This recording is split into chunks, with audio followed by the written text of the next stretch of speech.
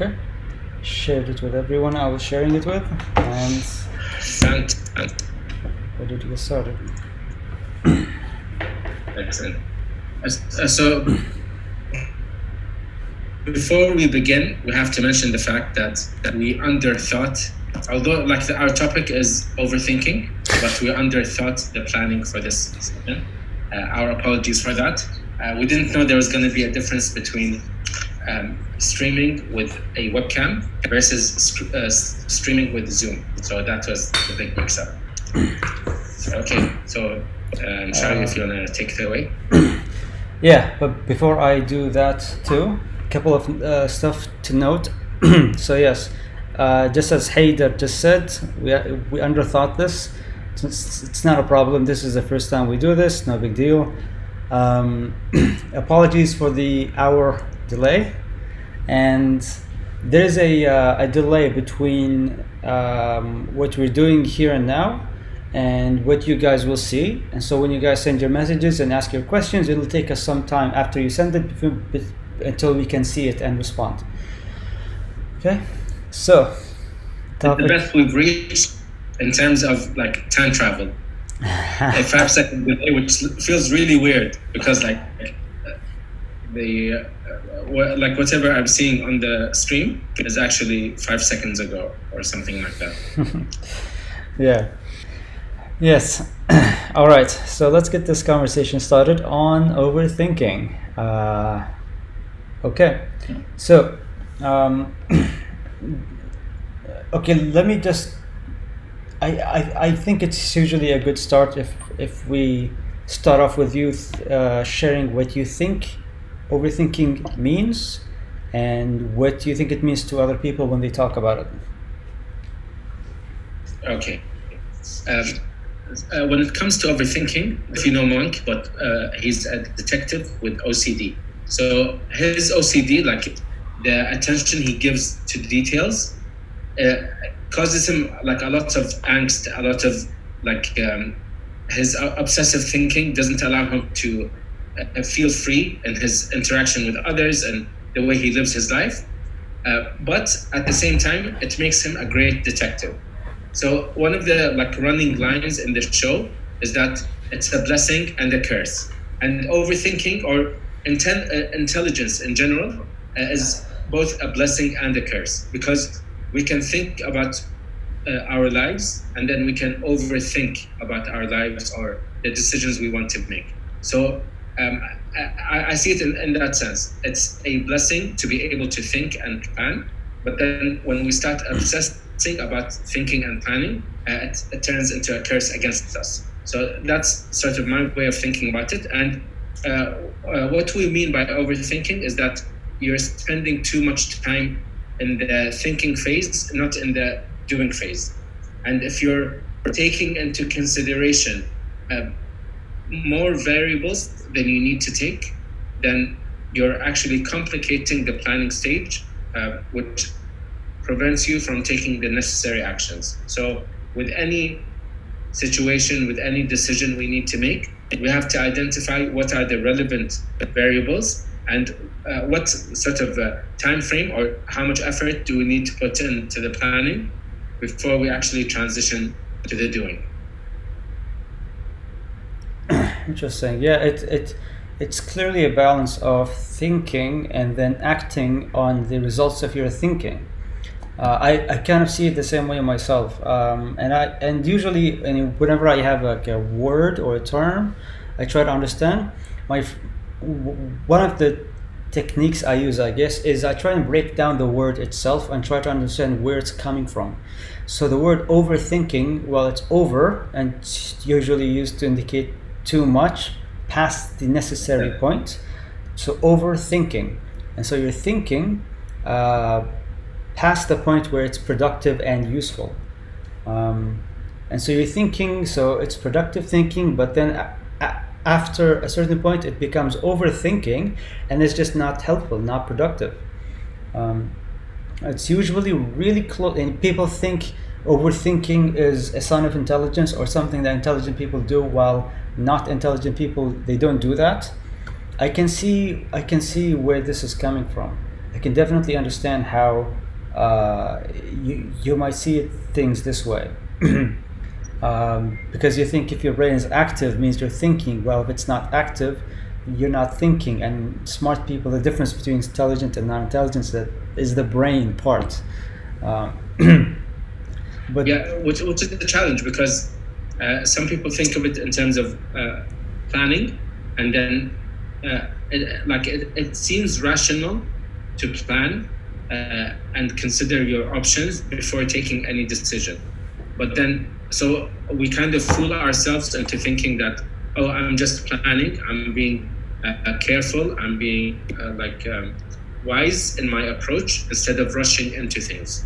So the rationale behind it kind of encourages us to continue overthinking, because we trick ourselves into thinking this is the right thing to do, you know? And I've seen it a lot with people, for example, when they want to start a business, they do a lot of planning, and they say to themselves, I'm just making sure I'm ready, or I'm trying to reduce the risk.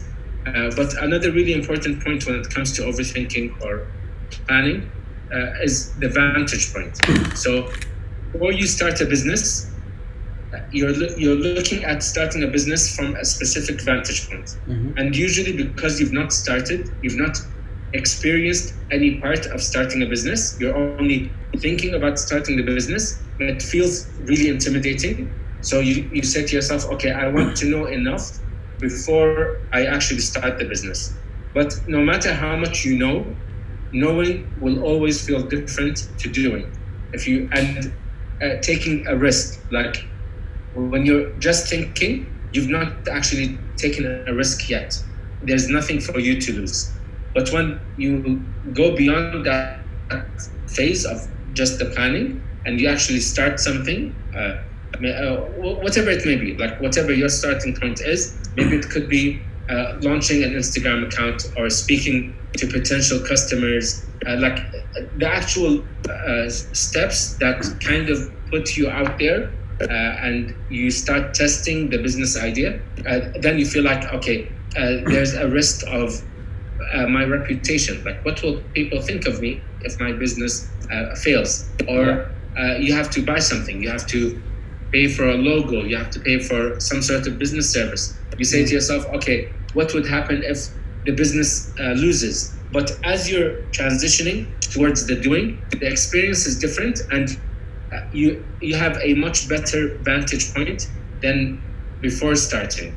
So some things, some pursuits, we really don't know before starting. We have to do something. We have to start somewhere to improve our vantage point. And I'll just give like a very recent example. I launched a few ebooks and I sold them as PDFs.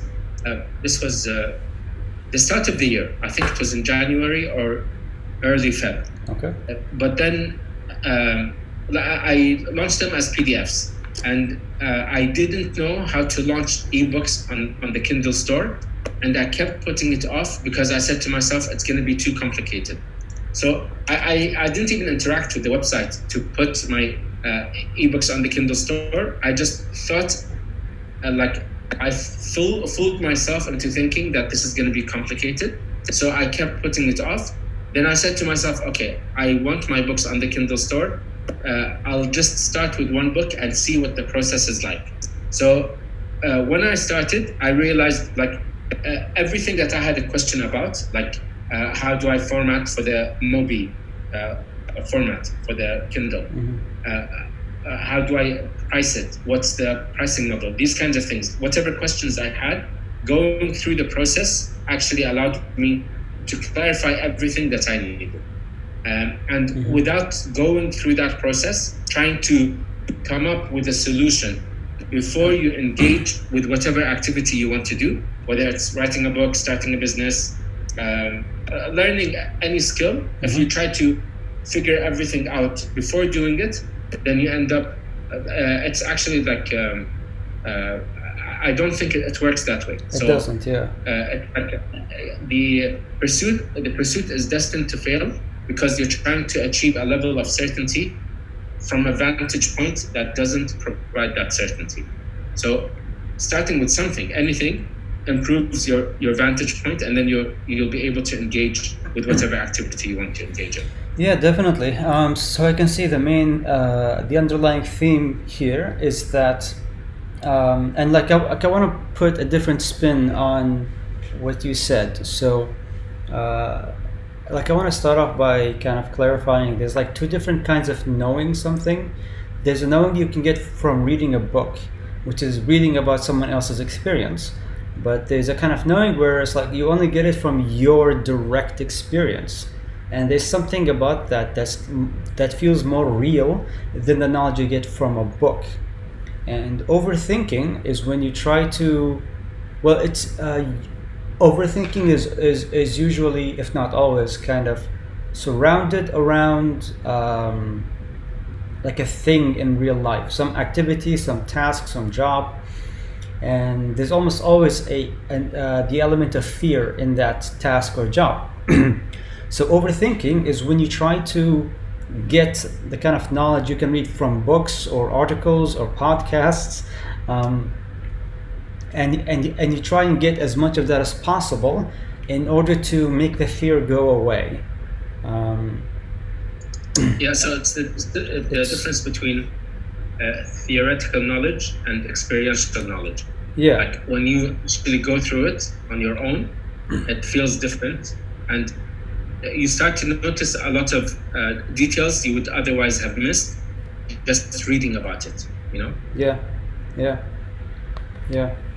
So okay. So a lot of kind of the motivation behind overthinking is that you want to do it right. And again, I usually kind of bring this back to emotions and usually back to fear. You want to try and so the first time you try and read about something that you try to do, you feel a lot better about it. You feel like you can do this more effectively because you know more. So you try and read and kind of consume more and more content, and you are always getting a little bit closer. You are always a little bit less afraid, which is where the trap kind of sets in. But the reality of it is you kind of have to balance that with courage or some kind of virtue, depending on the situation. So, some kind of virtue that's less about intelligence and intellectual thought and more about taking action and moving forward in the face of uncertainty. So with that courage, you kind of take the first step, and with that first step you see a lot of new things, and you get that experiential knowledge, and data and exposure and experience itself, and that has a much larger effect on reducing your fear of this activity or thing than knowing more or reading more about that task, you know? Yes. It actually reminded me of a conversation I had with Besma earlier on today, because I tweeted about being smart, and I said being smart is not just about knowledge, there are other factors to it. So Besma pointed out that applying what you know is also one dimension of like intelligence, because there are so many people that get stuck inside their heads, like they start to navigate mental space, but they don't really know how to apply what they know and how to manifest the ideas that they have into reality. So let's say I want to write a book.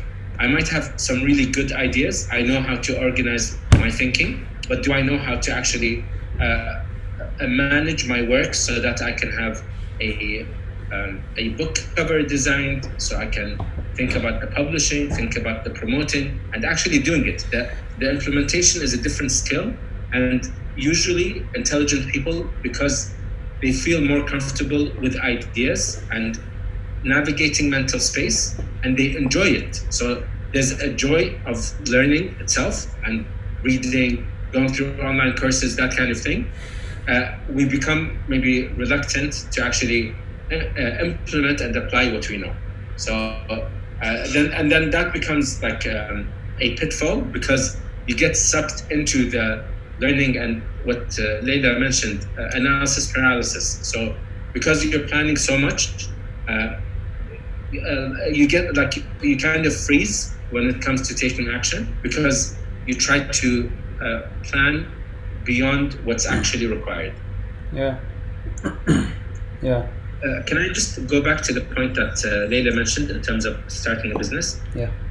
So I think it's extremely natural for people to experience analysis paralysis when they're starting something big, and starting a business can be considered a big major commitment, because it's not something you just like casually begin and then it takes care of itself. There's a lot of attention that needs to be paid to it. That you need to go through maybe several iterations. A business has lots of moving parts, so you have the idea itself, trying to understand the problem you're trying to solve, and then what kind of solution you're looking to build, what kind of branding you're going to have, and then operations in terms of hiring. There are so many parts to starting a business, but so it is natural to kind of freeze when it comes to building a business. The way I like to think of it is to focus on the most fundamental thing to the business, which is a solution to a problem that people are facing, or an experience you want people to have, an experience you want people to have and they want to have. So it's very important from the potential customer's point of view. They actually are drawn to the thing that you're building. And so it could be a fashion item or a fashion accessory.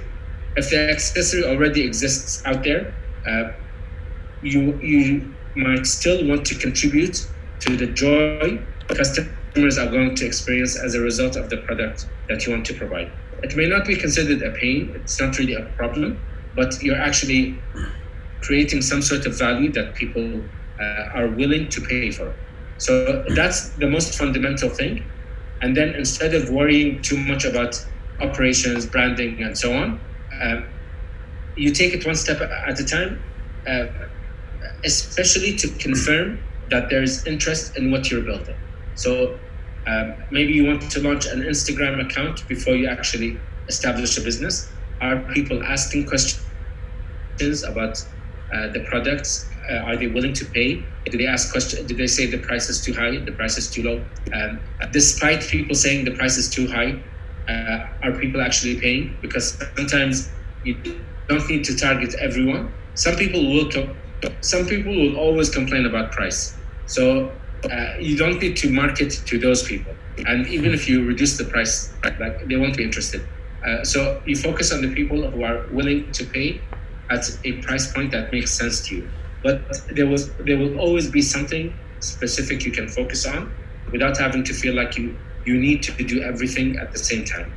Mm-hmm. Mm-hmm. That was just a point I had to mention about starting a business.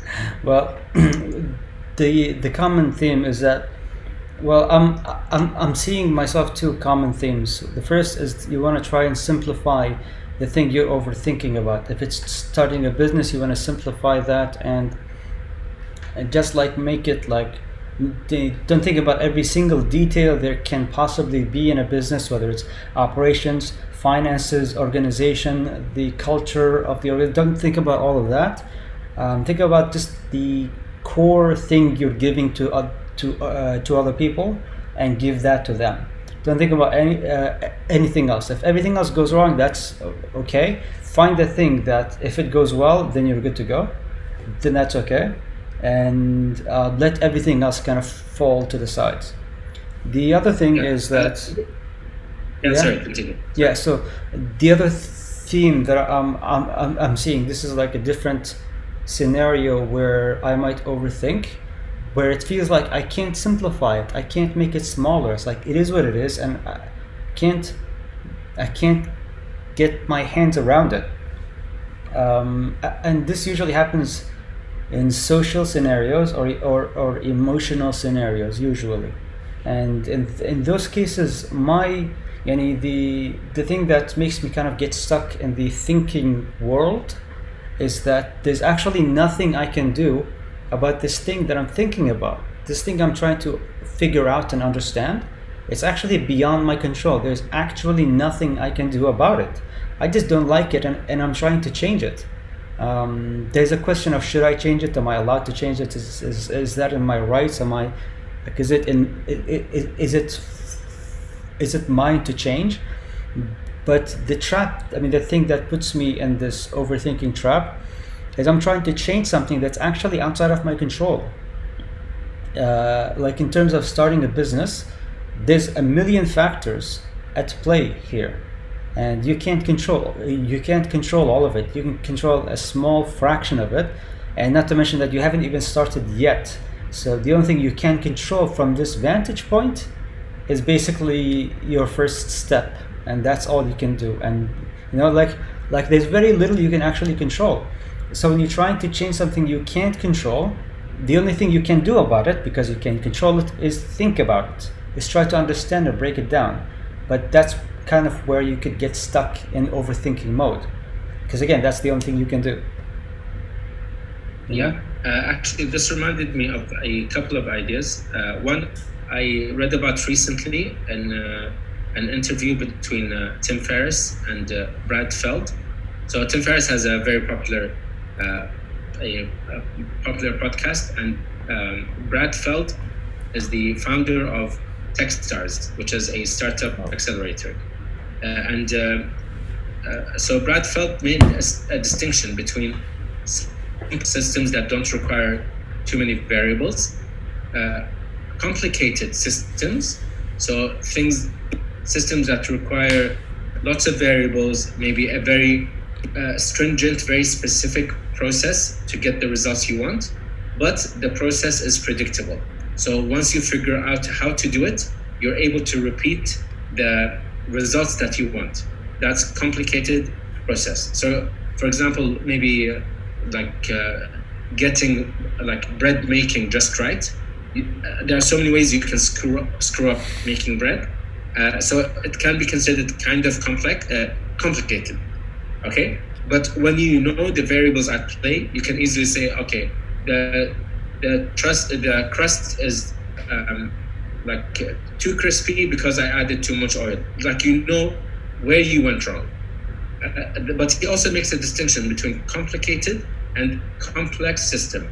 And the complex system is where there are lots of variables, but even knowing the variables, there are certain variables beyond your control. So it's not a predictive or deterministic system.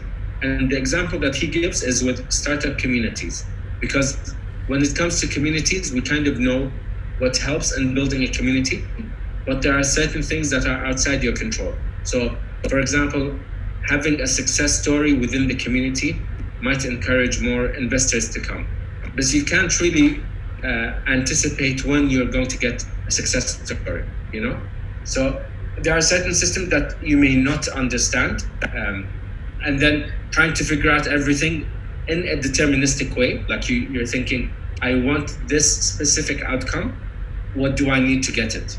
But if it's a complex system, you can't really predict what the outcome will be, you know? Okay. So that goes back to the point about having variables outside your control. The other thing is that you reminded me of the model that Stephen Covey uses in the 7 Habits of Highly Effective People, Mm-hmm. where he says that you have a circle of concern and a circle of influence. So you can have lots of concerns, but the things that you can't really change, you shouldn't spend too much time worrying about them, because you can be concerned about them. And when the time arises, you may want to do something about them. But if you think only about what you're concerned about and not what you actually have influence over, then you always feel like you're not able to achieve the changes that you want to achieve. But focusing on what you can influence, so your business your business succeeding might be outside your control, because there are certain factors beyond your control. And Corona has proven this. There are factors beyond your control. But if saying to yourself, I want to give it my best, I want to maybe think of it as a learning opportunity, and you want to see how much you can learn about business, or you say to yourself, I want to impact as many lives as I can. Let me see what kind of result or what kind of impact I can have. This, if you're focusing on the effort and on your learning, it's something that you can actually control. So that falls into your circle of influence, which is within your circle, your broader circle of concern. I think we talked about this before, right? We probably have. We covered a lot of ground already. But I feel like, and I feel like this is true for other people because I see it a lot on myself, where it's like the circle of influence is the smaller one, and outside of that is the circle of concern. So you're concerned about more things than you have influence over. What I do, I've noticed myself doing it, and I feel like a lot of people do this too, assuming, I don't know, but I feel like they do, is I tend to dismiss what's in my circle of influence, not give it a lot of attention, and instead I confuse my circle of concern to be my circle of influence. I tend to think that what's in what I'm concerned about, or what's like the stuff that I can see, that are actually outside my circle of influence, I tend to assume that I have influence over that, when actually I don't. And there's Yes. conditioning that sets this in my head, of course. But you were gonna? But I think there are two main reasons for this. One, whatever we feel is within our circle of influence, we feel like it's not influential enough. So, for example, going back to the conversation we had about Jordan Peterson and how he says like tidy up your own room Yes. before trying to change the world. Yeah. Sometimes like we underestimate the value in tidying up our room. Like, what possible influence will that have on the world? This is something insignificant. I shouldn't give too much attention to it. But if you do focus on the things that you can change, and like whether it's habits, whether it's like just knowing that there are certain things you have complete control over them, like how you treat other people, how you respond to the way you're being treated, the habits that you give attention to, these kinds of things, they will make you feel more confident in your capacity to be influential. And actually, taking care of yourself, we mentioned this in the conversation about self-care, like taking care of yourself will increase your influence. So we shouldn't belittle that opportunity to have that we have in increasing our influence. The other thing, I do think some people use the circle of concern as a cop-out to avoid doing the things they can do.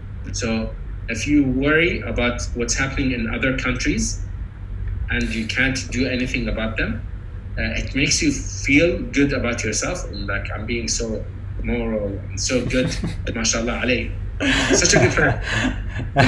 But it means you're not doing anything. So, like, sometimes you have to be honest with yourself in the sense of, am I worrying too much about things that won't impact my life, but I just use it as an opportunity, like as a way of pretending I am doing something. It's like, I noticed this with business, when people read so much about Apple and Google and Facebook, and the example is so different to what they're experiencing. Like, and they think of it as research. Like, I'm researching how to run a business, but because it's so different, it may not be research. It may be actually like a way of procrastinating. So I want to make a comment on Leila Cactus's comment. So okay, so she mentioned something really interesting, and I want to put a different spin on it, as I usually do. She said, what's been helping me is to not be so emotionally invested and tie the business's success or lack thereof to my self-worth and be content with mediocrity. She continued with, also just do the thing, which requires a lot of encouragement from others like family. I try to utilize that high from encouragement and take action when not my usual overthinking self. There's a million things in that. I want to try to unpack it and try to explain it. I've had that exact experience and perspective a lot of times in my life, and it took me a long time of reflecting on it to try and unpack it and understand what's really happening. The part that says not be so emotionally invested and tie the business's success or lack thereof to my sense of to my self-worth. That's detachment. That's letting go of attachment. That's the same Buddhist idea or spiritual idea in general that talks about attachment. Is that she was attached to the business's success, and then she said that what's been helping her is to detach from that. Attachment is emotional. It's just emotional.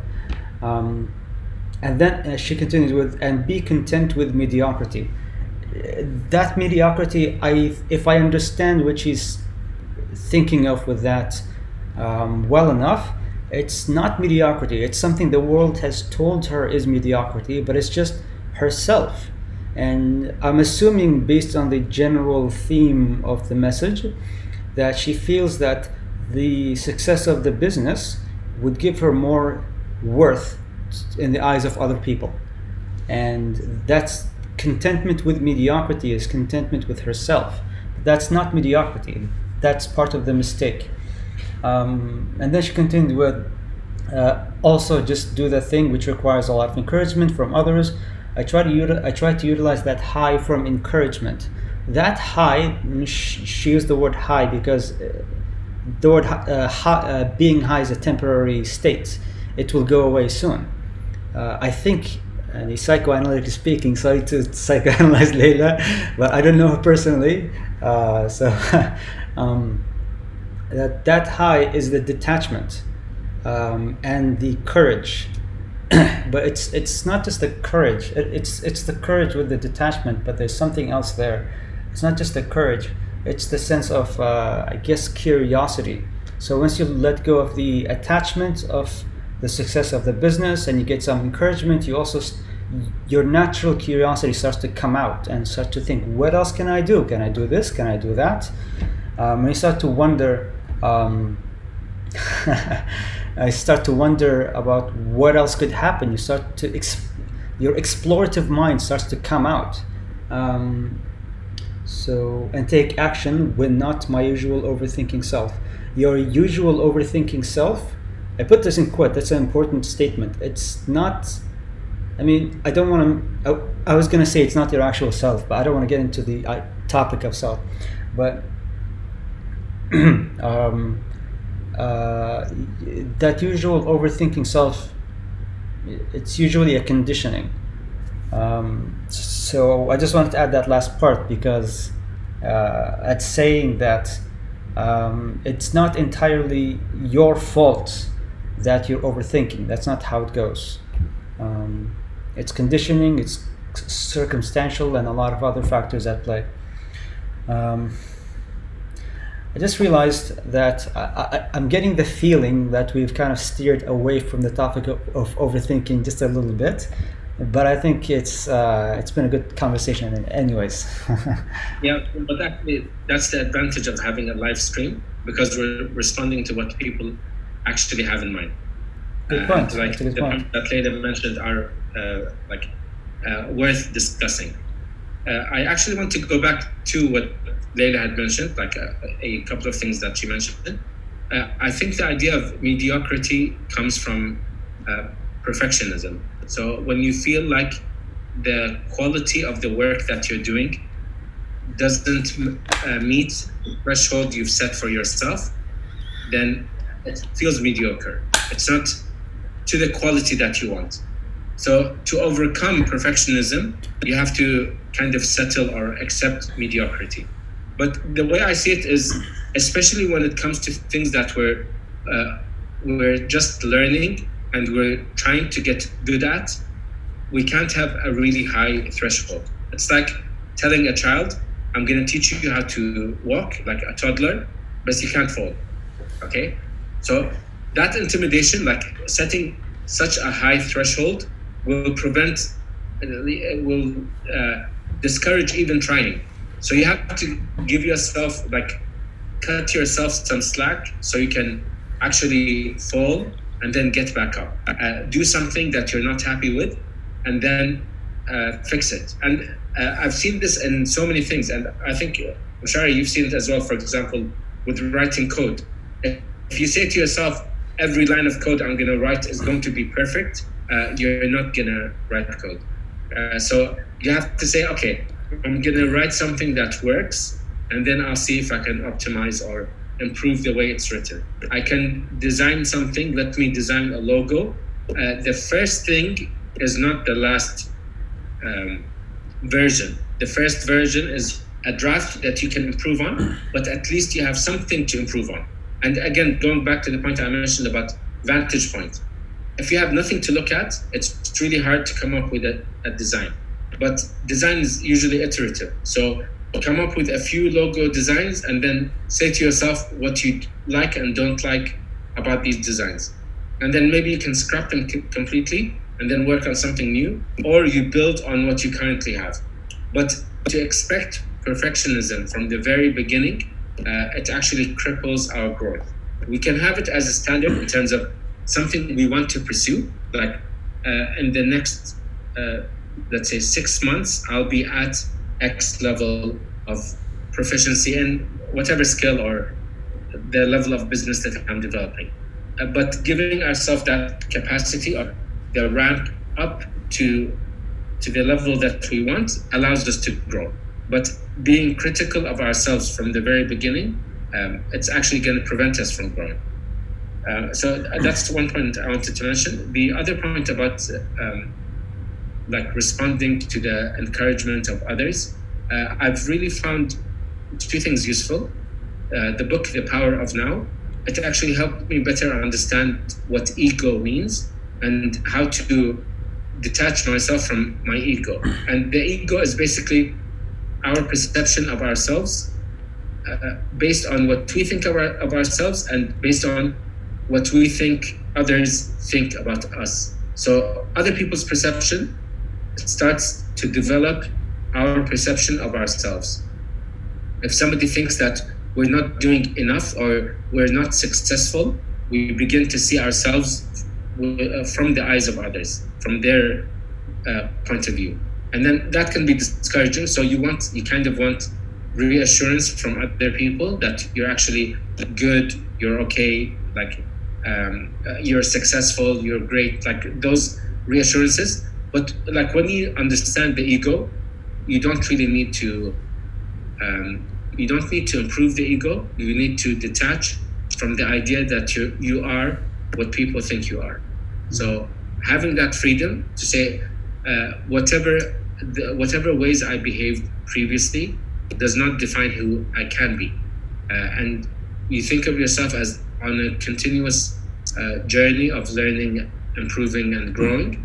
You actually don't get stuck within the ego of other people's perception. And then you no longer, like other people's encouragement is a bonus, but you actually have the confidence in yourself that's dependent on your honest look at what you've accomplished and what you can accomplish, how you can grow, how you can learn, rather than what people say about you. So The Power of Now, I found it really beneficial.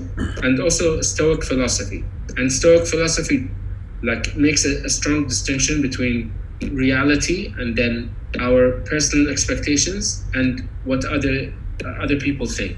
And being able to navigate the world making those distinctions. And I think this does like relate back to the idea of overthinking, because sometimes the ideas we're struggling with are like abstractions that have nothing to do with reality. We're just juggling ideas in our heads that we don't need to actually think about or take into consideration. So making the distinction between what is true, what people think, and what I think or what my expectations are, I'm able to say, for example, if I'm worried about starting a business, I say to myself, this is my personal perception. It's not reality. Let me engage with reality to actually see if my business is going to succeed or not. Making those distinctions, I think, is really important. So while I kind of felt like we went all over the place, this made me realize that all of this is actually really directly related to overthinking, and I want to explain why here. So I think if you guys know me personally, I don't know who you are individually, but if you know me personally, you know, or actually if you've seen my YouTube videos, it's the same thing. You know that I reflect a lot, and I've gotten familiar with the different, let's say, beasts that lie in our psyche. Some of them are kind of direct, like a fear of confrontation. Thank you. So the fear of confrontation, it's something like direct. Like I'm afraid of confrontation, so you can train yourself in therapy, let's say, or just in your own privacy, that when you come to a position where it's time to confront someone about something, you can confront them, and then you can just take the next step. So there are things like that are they're kind of concrete. Like a fear of confrontation is straightforward. You confront someone when it's time to confront someone, and if you don't, then you've succumbed to the fear. You can practice and come back again next time. And there's a point where that's kind of done, right? There's a point where you've overcome your fear of confrontation. But with overthinking, I've noticed that in my life, it never goes away, but it always gets less and less over time because of various factors. Sorry. Okay, I'm using my phone as a Wi-Fi, and I just got notification that says low battery, but it's not that low. We can continue for some time until it's low enough to charge it. Anyways, so overthinking kind of gets reduced over time, but it never actually goes away because it's like a meta beast. It's a beast that lives and feeds off of other beasts. And there's no point in life where you have no beasts in your psyche. If there's like a smallest little beast, then the overthinking monster can feed off of that and can survive a bit longer. So all of the things that we talked about, they weaken the overthinking beast.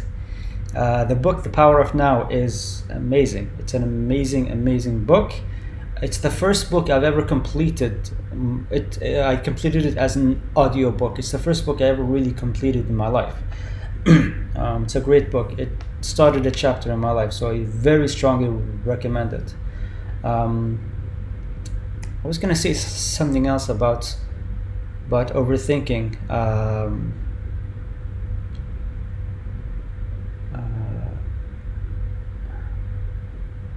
Sorry. Oh, wait, the last stuff you talked about related to the power of now, Stoic philosophy. What else was there? I think just power of now and Stoic philosophy. And in Stoic philosophy, I talked about the difference between our expectations and what other people think and reality. Yeah, expectation. That's the other monster. So expectation, and I was thinking of expectation and play, and I was thinking how I did not overthink this stream session, because to me this is play. This is not a job. No one's expecting a certain standard or certain, not standard, a certain outcome. But having set certain outcome, then your fear of failing to meet those expectations can kind of push you into overthinking, because you cannot ever accept not meeting those expectations. And so that, I don't know exactly how, but that somehow puts us kind of into a trap of overthinking. Not sure how, but it usually does. And yes, the last gem that I had in mind was um, was acceptance. So, we all, I think everyone I've ever talked to in my life agrees that failure is okay. That it's good to fail. It's good to allow yourself to fail because that's how you learn and grow, right? It's bad to aim for perfection, but everybody does that anyways still, right? And when I fail, most of the time I don't get a sense of acceptance and encouragement from most people. I get the opposite, that it's shameful to fail, even though they come out the next day and say the opposite, but that's still the usual reaction, right? So Yeah, again, that's very true. Yeah. that's always been something that really puzzled me, and I was always worried I was overthinking it, but I wasn't. So I kind of ended up realizing how I did the same thing myself, is that when I encourage people to allow themselves the possibility of failing, and then I respond with a certain sense of shame towards them, not realizing it at the moment, but eventually I look back and realize how unhelpful my response was. I reflect on why I did that, what drove me, and I realized that I kind of accept failure of my future self and my past self, or the opposite, but I don't accept failure of my current self. I never accept how it feels to fail in the moment. I never accept feeling bad about myself and feeling like I'm not as good as other people. So I try, and so because I don't accept how that feels, I don't accept that reality here and now. I can't accept it as an idea, but I don't accept it here and now. I never allow I never allow myself to presently be in a inferior position to someone else. I never allow myself to be less than other people in the present moment. And so because I don't allow it in the present moment, even though I allow it in idea fantasy world, I don't allow it in the present moment, then I never kind of accept potential failure. I never accept, potential failure. So when the prospect of maybe failing to meet a certain expectation or whatever the job is, the objective is, I don't allow room for failure. That's where the perfectionism kind of steps in, because I don't allow anything to ever possibly go wrong. So I try and get every single thing perfect because I can't accept having failed. And again, that's not something I would say is anyone's fault, really. It's a conditioning that we all go through, and just as I said, I contribute to that conditioning onto other people without realizing it. It's just how we are for some reason, but that's just how we are. Yeah. So a couple of things based on what you shared. The first point, I think we tend to overlook the role that emotions play in our lives, which is why we're great at giving other people advice and suck at following our own advice. And the reason for that is when we think of a situation in the abstract, like the example of a failure, for example, like we know theoretically that failure is natural when it comes to learning, or it's better to have tried and failed than not to have tried at all. So, thinking wise, we can sort of identify which is the preferred option, but emotionally we struggle to accept failure. It really sucks. Like when you experience failure, it sucks. It's painful. So coping with the emotions would prevent us from thinking in the right way. But as you were talking, I thought about something. I think, and this also relates to the idea of overthinking. Sometimes we want to address issues intellectually, or we try to figure out the roots of the thinking that leads up to it, when that's not always a useful exercise. So instead of thinking about why do I feel this way, what is the thinking underlying that feeling, maybe we can think about specifically how do I feel, and then what outcome do I want? What can I do? What can I do, or how can I change the way I feel in order to achieve that outcome? Because when you dig too deep into certain issues, sometimes you're left with, I lack confidence. Yeah. بعدين شنو؟ You lack confidence. Then what? You don't want to end up with ideas that don't actually lead to the outcome that you want.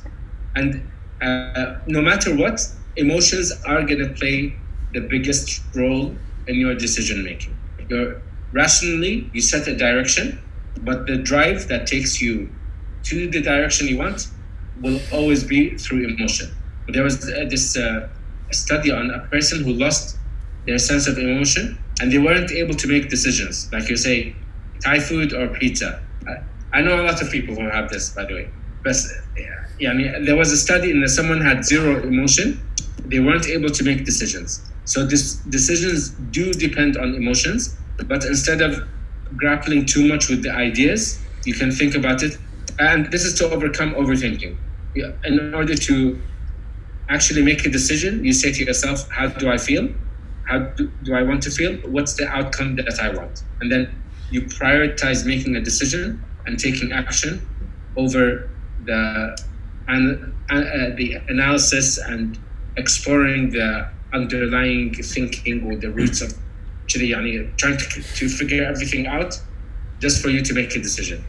Yeah, I can see how that let's say technique would simplify things a lot and would really limit overthinking. Absolutely. There's actually a book called the 5 second rule, and it's basically when you decide on something, you say, "Khalas, count down, 5, 4, 3, 2, 1. I'm doing it." You're not gonna think about and analyze your decision, because when you know that it's the right thing to do, you don't want to hold yourself back from by overthinking it. Khalas, the outcome is clear. You're just the timer has begun. 5, 4, 3, 2, 1. Khalas, you're doing it. Yeah, that's really great. I've been using it mostly to the experience when I wake up to when I get out of bed. That's the whole journey. That's a whole adventure right there. So there's a lot of overthinking. There's a mess in there. But simplifying that to just the 5 second rule, which is just start counting 5, 4, 3, 2, 1, and then get out of bed. That just ends the whole conflict, the whole mess, the whole thinking, the whole strategizing, all of that. It limits all of that, so that when you start counting, you commit yourself that by the time you reach 0, you're gonna do the thing, and you're gonna take this next step, and then this whole struggle of overthinking or being a perfectionist or trying to get it right, that kind of goes away, and you get past that. It's really great. I wanted to comment on something Basma mentioned, which is about high expectations. There's a chart about flow, the experience of flow, and how it's related. So there are 2 variables that influence the way we can engage with the task. And the 2 factors are your level of skill or competence and the level of challenge. So if you have low skill level, if you have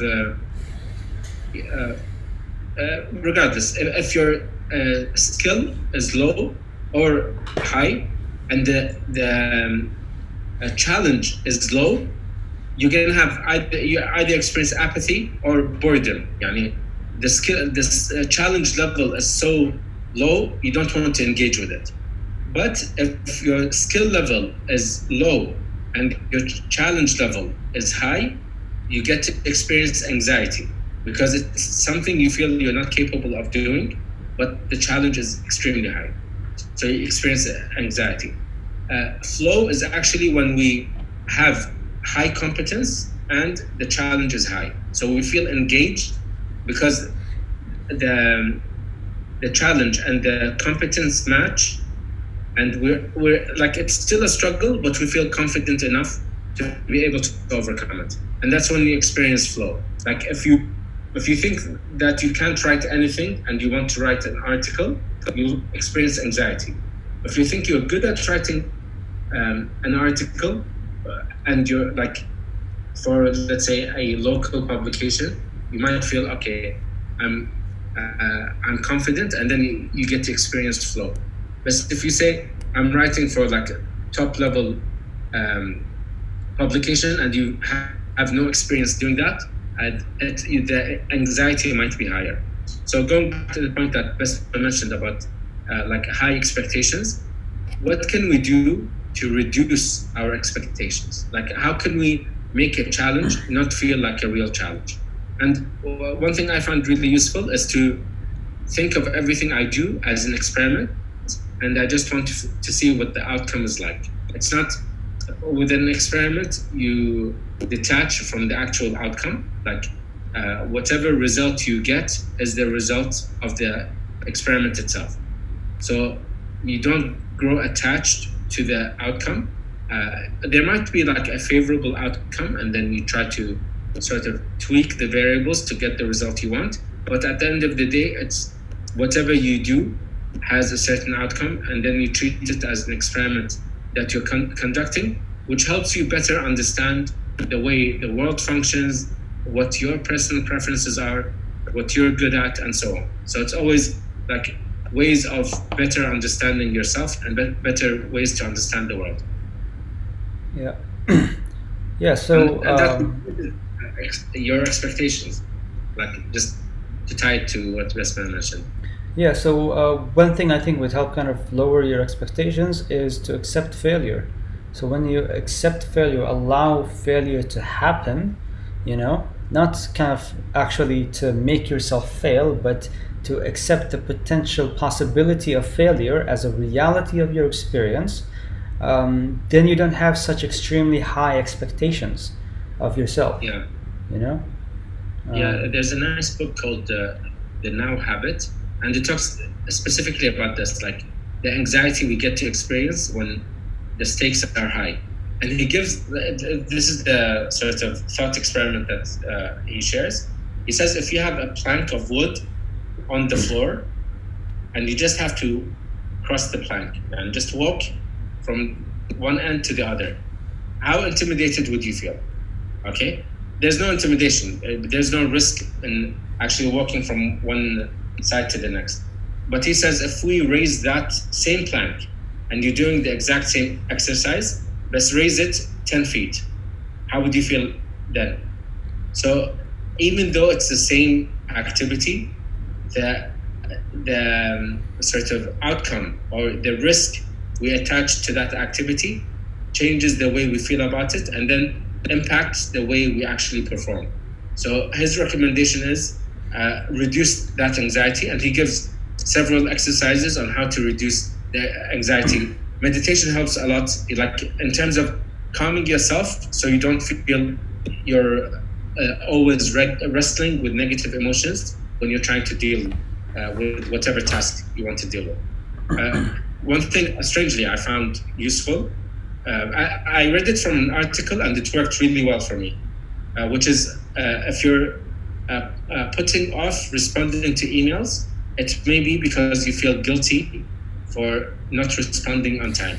You know how sometimes you feel like I have to start off this email with like 3 paragraphs of apology and explaining your life situation. But the article said, forgive yourself. It's not about them forgiving you. You forgive yourself so you can move on with the task. And this has really helped me. Like whatever task I feel like I've been putting off, and I'm experiencing guilt as a result, I just say, sorry, me, best, I'm just gonna move on with it. Interesting. And it's all about like dealing with our emotions. Yeah. So I just want to add a comment to the plank example you gave. So the plank is on the ground floor, or just on the ground? On the floor, yeah. And yeah, on the floor. The downside of failure is you trip, I guess, and fall on the floor, right? It's no big deal. If you fail while the plank is high, you die, and so your acceptance of failure kind of goes away. If the plank is high, you don't accept failure at all. your expectations are very high. You have to get it perfectly right, or else you die. So you do not tolerate failure in that scenario. But when the plank is on the ground, failure is not a big deal. So you allow yourself to relax. You just allow yourself to kind of, go on autopilot. So you can see things from that perspective also. Interesting. When there's no risk, you might tolerate more failure, or what Leila mentioned, like mediocrity. Is that what you mean? Wait, like, can you repeat the question, Martanya? And when there's no risk, like when the plank is on the floor, there's nothing for you to really lose. So maybe your standards go like lower as well. Like you kind of tolerate failure, you tolerate mediocrity, which can backfire. Is that what you mean? No, so you tolerate failure, and so your expectations are not as high, and so you kind of allow the risk for failure to happen. Yeah. So that's when you become a perfectionist and try to cover every single corner of possibilities and try to get it exactly right. Yes, and I do think it's important to have standards when it comes to quality and like your level of performance, but it shouldn't cause you anxiety to the point that it's like it reduces your level of performance. So like come at it from a place of peace and accepting yourself, rather than say if I screwed up, khalas, this is like end of my life. I remember like I had a student, she was gonna get, I think instead of 100%, she was gonna get like 99.5, something like this. And then the loss in grade was so ridiculous. She was like a star student, and then when she said, like, I told her, you made this mistake and I'm deducting, like, I think that's half a mark.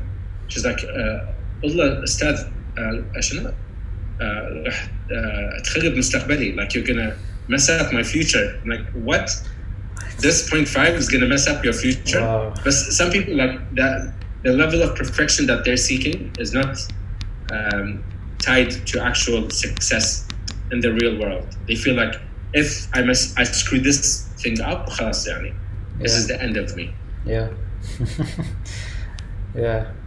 I get that.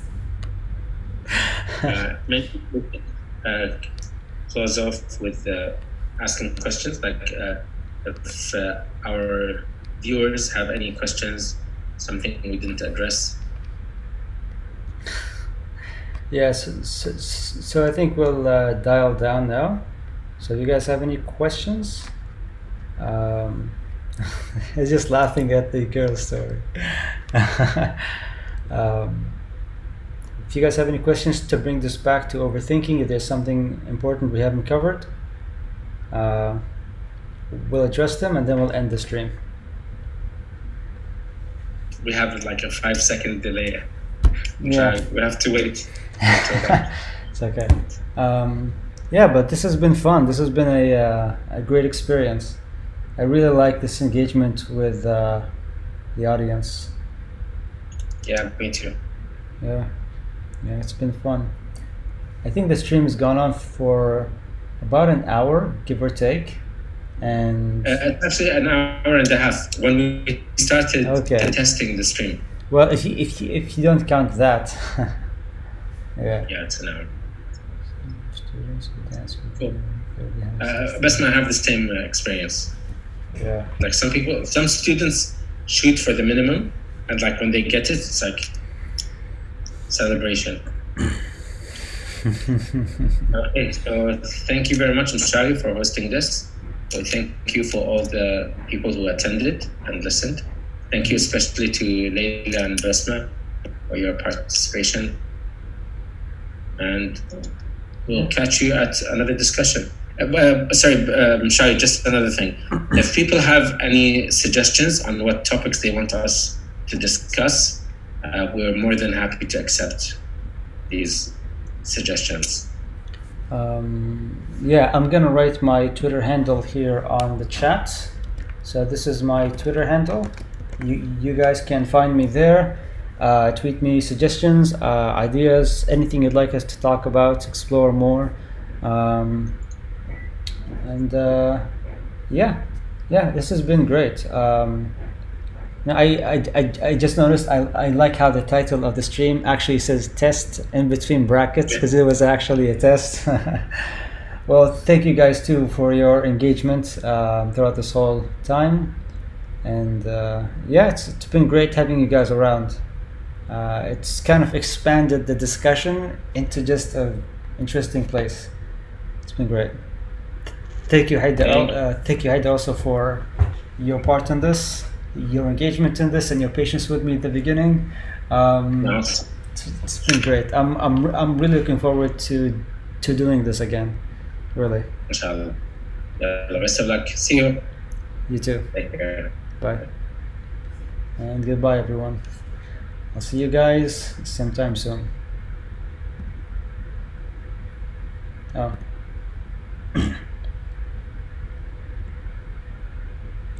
Boosting mind and how to control anger. How to control anger, that's a very interesting one. I don't feel, yeah, yeah, what do you mean by the first one? But I don't feel I'm qualified to talk about controlling anger. So that discussion will not be me kind of telling you, giving you answers. It will be an exploration on my side. But yeah, definitely, it sounds like a great topic.